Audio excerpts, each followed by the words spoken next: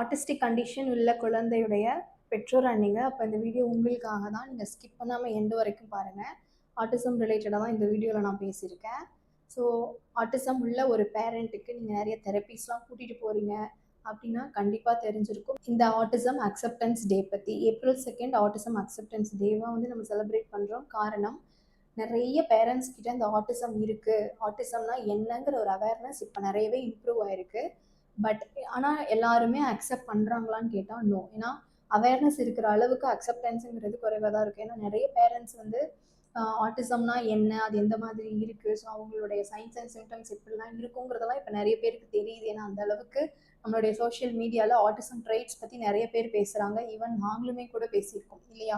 So அதை கண்டுபிடிக்கிறதுக்கு ஒரு அந்த ஆட்டிசம் பற்றின அவேர்னஸாக இருக்கணும், அது என்னன்னு தெரியணுங்கிறதுக்கு ட்ரைட்ஸ் இம்பார்ட்டன்ட் தான்.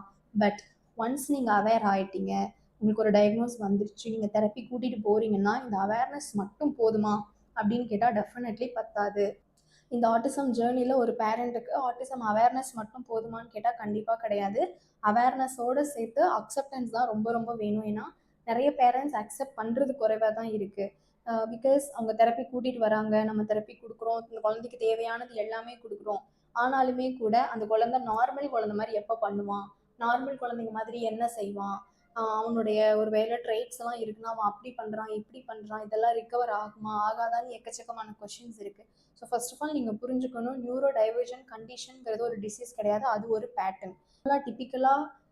வயர் ஆகிறவங்களுக்கு எந்த நம்ம அக்செப்ட் பண்ணிக்கிறோமோ அதே மாதிரி நியூரோ டைவர்ஜென்ட்டையும் நம்ம அதை அக்செப்ட் பண்ணி தான் ஆகணும், அவங்கள நம்ம சப்போர்ட் பண்ணி தான் ஆகணும். இப்போ வந்து அவேராக இருக்கிறது மட்டும் போதாது. ஒரு ஆட்டிஸ்டிக் பேரண்ட்டுக்கு அவேர்னஸோடு சேர்த்து உங்கள் குழந்தைக்கு என்ன மாதிரியான ட்ரெய்ட்ஸ் எல்லாம் இருக்குது, என்ன மாதிரியான சேலஞ்சஸ்லாம் அவங்க ஃபேஸ் பண்ணிட்டு இருக்காங்க, ஸோ அந்த ப்ராசஸ் வந்து எப்படி இருக்குங்கிறது உங்கள் தெரப்பிஸ்ட் கிட்ட நீங்கள் கேட்டு தெரிஞ்சுக்கணும். நிறைய ரிசோர்ஸஸ் இருக்குது, நமக்கு நிறைய அவேராக இருக்கிறதுக்கு நிறைய இன்ஃபர்மேஷன் நமக்கு கிடைக்கிது இல்லைங்களா?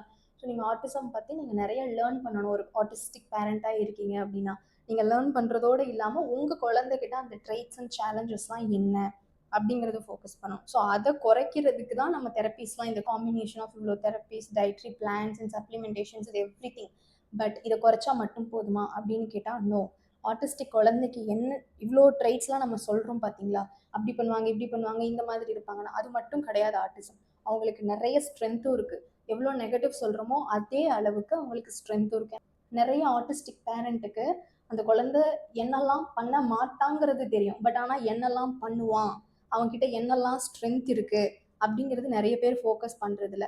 ஆட்டிசம் அவேர்னஸ்ங்கிறது அவங்களோட நெகட்டிவை பற்றி தெரிஞ்சுக்கிட்டு அதை குறைக்கிறது அவேர்னஸ். பட் அக்செப்டன்ஸுங்கிறது அவங்களுடைய ஸ்ட்ரென்த்தையும் சேர்த்து தெரிஞ்சுக்கிட்டு அதை இன்னும் டபுள் ஆக்குறது தான் நம்மளுடைய அக்செப்டன்ஸுங்கிறது.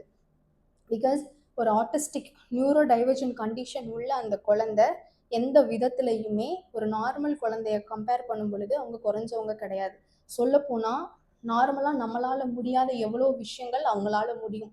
ஸோ ஆட்டிசம் உள்ள ஒரு குழந்தைனால அது முடியாது இது முடியாதுன்னு நிறைய மித்ஸை நீங்கள் வந்து நம்ப வேண்டாம். நீங்கள் வந்து எப்போ உங்கள் குழந்தைய வந்து நீங்கள் கம்ப்ளீட்லி நம்புறீங்களோ, உங்கள் குழந்தைனால முடியும்னு நீங்கள் எப்போ டிசைட் பண்ணுறீங்களோ, ஃபர்ஸ்ட் ஆஃப் ஆல் அந்த நம்பிக்கை உங்களுக்கு இருக்கணும்.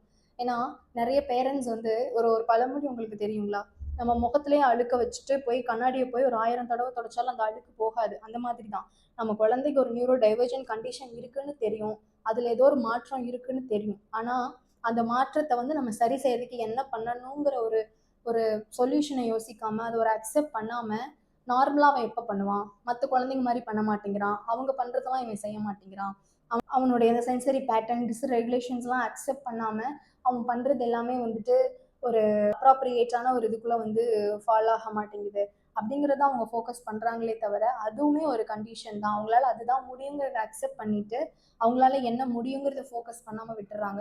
ஸோ நீங்கள் எப்போ ஸ்ட்ரென்த்தில் ஃபோக்கஸ் பண்ணுறீங்களோ அப்போ தான் உங்கள் குழந்தை இன்னும் பெட்டராக புரிஞ்சுக்கவும் முடியும். அவங்களுடைய சேலஞ்சஸை குறைக்கிறதுக்கு இந்த ஸ்ட்ரென்த்துமே ரொம்ப கை கொடுக்கும். ஸோ நீங்கள் ஒரு ஆட்டிஸ்டிக் பேரண்ட்டாக இருக்கீங்க அப்படின்னா ஜஸ்ட் அவங்களுடைய பிரச்சனை என்னங்கிறது மட்டும் தெரிஞ்சுக்காம அவங்களுடைய ஸ்ட்ரென்த் என்னன்னு தெரிஞ்சுக்கோங்க. அப்போ தான் வந்து உங்களால் உங்கள் குழந்தைய ஹேண்டில் பண்ணுறது அந்த ஸ்ட்ரென்த்தை வந்து டபுள் ஆக்கி அவங்களுடைய லைஃப்பை பேலன்ஸ் பண்ணி இந்த சொசைட்டியில் அவங்களுமே ஒரு பீஸ்ஃபுல்லான லைஃப்பை வந்து வாழ்கிறதுக்கு உங்களால் அதை கொடுக்க முடியும். பிகாஸ் ஆட்டிஸ்டிக்குங்கிறது ஏன்னா சொல்கிற அளவுக்கு ஈஸி இல்லை இந்த ஜேர்னி. ஏன்னா நாங்கள் நிறைய பேர் இப்போ பார்த்துட்ருக்கோம் இல்லைங்களா. அந்த ஆட்டிசம்ங்கிறது குழந்தைக்கு மட்டுமே சேலஞ்சிங் கிடையாது, அந்த பேரண்ட்ஸுக்கும் ஒரு சேலஞ்சிங்கான விஷயம்தான். ஸோ அஸ் அ தெரபிஸ்டா, டீச்சரா, பேரண்டா, ஒரு கேர்டேக்கரா, ஒரு நெய்பரா, ஒரு ரிலேட்டிவா நம்ம எல்லாருமே சேர்ந்து அவங்கள சப்போர்ட் பண்ணும் பொழுது தான் இந்த சொசைட்டில அவங்களுமே வந்து ஒரு பேலன்ஸ்டான லைஃப்பை வந்து வாழ முடியும். பிகாஸ் ஆட்டிசம் அவேர்னஸ்ங்கிறது அவங்களுக்கு ஆட்டிசம் இருக்குன்னு தெரிஞ்சுக்கிறதையும் காட்டிலும், அந்த ஆட்டிஸ்டிக் குழந்தைய நம்ம சப்போர்ட் பண்றதுக்கு, ஒரு கைண்டா நடந்துக்கிறது, அவங்கள சப்போர்ட் பண்றது, அவங்களுடைய அப்ஸ் அண்ட் டவுன்ஸ் என்னங்கிறத தெரிஞ்சு அதுக்கேற்ற மாதிரி நம்மளும் அவங்க கிட்ட நடந்துக்கிறது மூலியமா, அண்டர்ஸ்டாண்ட் பண்ணிக்கிறது மூலியமா தான் இந்த ஆட்டிசம் அக்செப்டன்ஸை நம்ம வந்து உருவாக்க முடியும். ஸோ ஒரு ஆட்டிசம் உள்ள ஒரு குழந்தைக்கு அவேர்னஸ் மட்டும் போதாது, அக்செப்டன்ஸ் தான் அதிகபட்சம் தேவை. ஸோ ஒரு பேரண்டாக இருக்கீங்க, ஒரு கேர் கேவராக நீங்கள் பார்த்துட்டு இருக்கீங்க, இல்லை ஒரு நெய்பராக பார்த்துட்டு இருக்கீங்க, ஒரு ரிலேட்டிவாக பார்க்குறீங்கன்னா, நீங்கள் வந்து ஒரு ஆட்டிஸ்டிக் ஃபீச்சர் என்னங்கிறது புரிஞ்சுக்கோங்க. நெக்ஸ்ட் டைம் அந்த குழந்தைய பார்க்கும் பொழுது கைண்டாகவும் அந்த குழந்தைய அண்டர்ஸ்டாண்ட் பண்ணிட்டு அந்த குழந்தைக்கு ஏற்ற மாதிரியும் நீங்களும் உங்களோட என்விரான்மெண்ட்டையும் நீங்கள் மாற்றும் பொழுது அவங்களுக்கு சேலஞ்சஸ் குறைவான வாழ்க்கையை அவங்களுமே வாழ முடியும். அவங்களும் இந்த சொசைட்டியில் ஒரு சேலஞ்சிங் இல்லாத ஒரு பீஸ்ஃபுல்லான லைஃப்பை வந்து நம்மளுமே அந்த ஆட்டிஸ்டிக் குழந்தைங்களுக்கு கொடுக்க முடியும். ஐ ஹோப் இந்த இன்ஃபர்மேஷன் யூஸ்ஃபுல்லாக இருந்திருக்கும். பிகாஸ் நிறைய பேரண்ட்ஸ் ஆட்டிசம் இருக்குன்னு அவேர்னஸோட தெரப்பி வராங்க. பட் அந்த அவேர்னஸை தாண்டி சப்போர்ட் கொடுக்கறது, அந்த கண்டிஷன் பற்றி தெரிஞ்சுக்கிறது, அந்த கண்டிஷன் தெரிஞ்சுக்கிட்டு நம்ம குழந்தைக்கு அதை எப்படி நம்ம அப்ளை பண்ணணும், அஸ் அ பேரண்டாக நான் எப்படி சப்போர்ட் கொடுக்கணும் அப்படிங்கிறது எல்லாமே குறைவாக தான் இருக்குது. இன்னுமே நிறைய சோஷியல் ஸ்டிக்மா இருக்க தான் செய்யுது. நம்ம குழந்தைக்கெலாம் ஆட்டிசம் வராது, இது அது கிடையாது அப்படின்னு அதை ஐடென்டிஃபை கூட பண்ணாமல், ரெகக்னைஸ் பண்ணாமல், தெரப்பிக்கு போகாமல், எதுவுமே பண்ணாமல் வச்சிருக்கிறவங்க ஒரு கேட்டகரியில் இருக்காங்க. இன்னும் ஒரு சிலர் அதை ஐடென்டிஃபை பண்ணி டயக்னோசிஸ் எடுத்துக்கிட்டு தெரப்பி மட்டுமே வந்துட்டு இருக்கிற பேரண்ட்ஸும் இருக்காங்க. இன்னொரு கேட்டகரி ஐடென்டிஃபை பண்ணி தெரப்பி எடுத்து அந்த குழந்தையுடைய சேலஞ்சிங் பிஹேவியர்ஸ் அண்டு அவங்களுடைய ஸ்ட்ரென்த் எல்லாமே தெரிஞ்சு அவங்க அந்த கண்டிஷன்ஸ் பற்றி அவங்களோட ட்ரெயிட்ஸை குறைக்கிறதுக்கு நான் என்ன பண்ணணும், ஸோ அந்த ஸ்ட்ரென்த்தை இம்ப்ரூவ் பண்ணுறதுக்கு அஸ் அ பேரண்ட்டாக நான் இன்னும் என்னுடைய பொட்டென்ஷியலை எப்படி இம்ப்ரூவ் பண்ணணும்னு தெரிஞ்சு அது அவேர்னஸோடு சேர்ந்து அக்செப்டும் பண்ணி அந்த ஹோல் ஃபேமிலியுமே சப்போர்ட் பண்ணுற ஃபேமிலி மெம்பர்ஸ் அண்டு பேரண்ட்ஸுமே நீங்கள் இருக்கீங்க. I really appreciate you. I hope இந்த இன்ஃபர்மேஷன் நிறைய பேர்கிட்ட கொண்டு போய் சேருங்க. பிகாஸ் ஒரு ஆர்டிஸ்டிக் குழந்தைக்கு நான் அவன் ஆர்டிசம்ன்றது அவேராக இருக்கிறது மட்டும் போதாது, அந்த நியூரோ டைவர்ஜன் கண்டிஷனை அக்செப்ட் பண்ணுற நெய்பரோ, டீச்சரோ, தெரப்பிஸ்டோ, பேரண்ட்டோ தான் அந்த குழந்தைக்கு தேவைப்படுறாங்க. ஸோ நம்ம எல்லாருமே மாறும் பொழுது அந்த குழந்தையுடைய சொசைட்டி, என்விரான்மெண்ட், அந்த குழந்தையுடைய வாழ்க்கை எல்லாமே மாறும். ஐ ஹோப் இந்த இன்ஃபர்மேஷன் யூஸ்ஃபுல்லாக இருந்திருக்கும். இந்த இன்ஃபர்மேஷனை உங்கள் ஃப்ரெண்ட்ஸ் அண்ட் ஃபேமிலி கிட்ட கொண்டு போய் சேருங்க, நிறைய பீப்புள் கிட்ட ஷேர் பண்ணுங்கள்.